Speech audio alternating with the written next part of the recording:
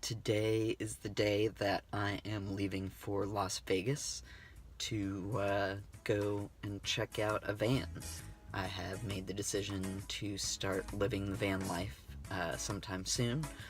I'm moving out of my house at the end of this month. Gonna go live with my mom for the next few months, and during that time slowly put together the van I'm gonna be living in, and hopefully we'll be buying either later today or tomorrow morning. Out in Vegas, I've decided on a Nissan NV 2500 high roof van, cargo van, that is going to be my super stealth van house. It should do the job. I went Nissan because I want something reliable, Japanese. I hear a lot of good things about them, like easy to fix and easy to just maintain in general. I've seen some good builds of them on YouTube. Yeah, it just looks like the right one for me. It doesn't look like every other van, too, is part of what I like about it. It doesn't have the super short van front, which may be a minus, kind of, and that's a little longer, probably a little harder to park. I don't know. I just like it. I think it looks cool for being a stealth white van. And yeah, I'm super excited. Getting ready to go to the airport. I don't know. That's the beginning of van life. It's right here. I'm recording it. Peace.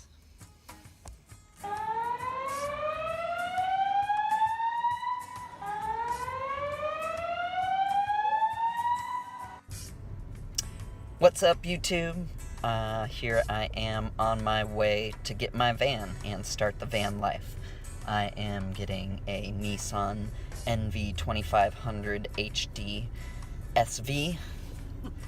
All of those letters and numbers there add up to a pretty awesome high roof cargo van that is considered one of the most reliable in its class.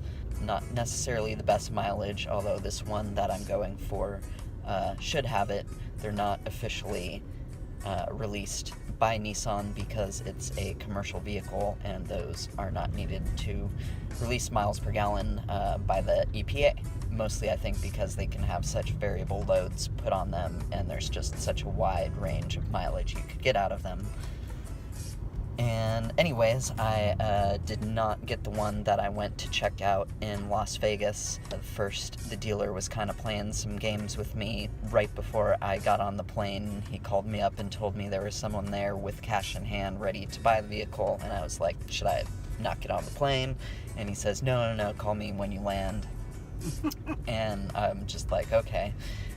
Call him when I land, and he says, yeah, we want to go with you. We already started the deal going with you, and so I held off on selling to this other guy, or at least one of his other dealers did, he says. Anyways, he tells me to come on in the next morning, and everything will be great, and I go in there, and he's telling me, the car runs great. I went and took it for a test drive. It felt pretty good. I definitely liked it. Doesn't feel like a van, feels more like a truck. It's the right size, it just felt right in a lot of ways. But I wanted to go get it checked out by a mechanic. He, of course, told me their own mechanics checked it out and everything was great. That was not the case. When I took it to a mechanic, there wasn't major issues, but the transmission fluid needed to be replaced, brake fluid needed to be replaced, the front brake rotors needed to be either replaced or ground down because they were warped. And there was a possible start to an oil leak, the mechanic said, but other than that, he said it was in real good condition. I don't know exactly what the possible oil leak thing meant, but he did seem to think it was in good but not very good condition. And so I went back to the dealer with that, and he at first told me that he'd get all those problems fixed up, and I was like, okay, I'll come back when that's all done, we'll get this deal done. 5 minutes after I'm in the car driving away, he calls me up and says that they're going to go with the other buyer because they don't need all the modifications to be done before they take it. And I'm just like, okay, I guess you're going to go with this other buyer. And I go out and I've kind of accepted that I'm not going to get the car at this point and go out to a movie with my dad. And during the movie, I had my phone on silent, so I didn't know till coming out, but I get a call from the dealer seeing if he still wants to make a deal if I would take it all as is, because he's got this other buyer, but he'd rather sell it to me, and I was just like, no. And then he's like, oh, okay, I guess I'll sell it to him, but could I sell you another car? And this guy, total salesman through and through, and definitely playing some weird pressure games with me. It wasn't the best buying experience, didn't feel quite right. So I did some more research online, and it is kind of hard to find these cars used, especially in the year I was looking at the 2014s, which got the best mileage for the ones I saw tracked in the past.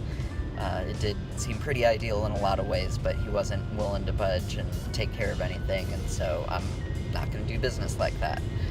So I came back home and found another dealership that had one, possibly an used one, similar year with a lot more miles on it, but they didn't have any pictures, and they didn't actually have a price quote online. It just said to call up and see what it was.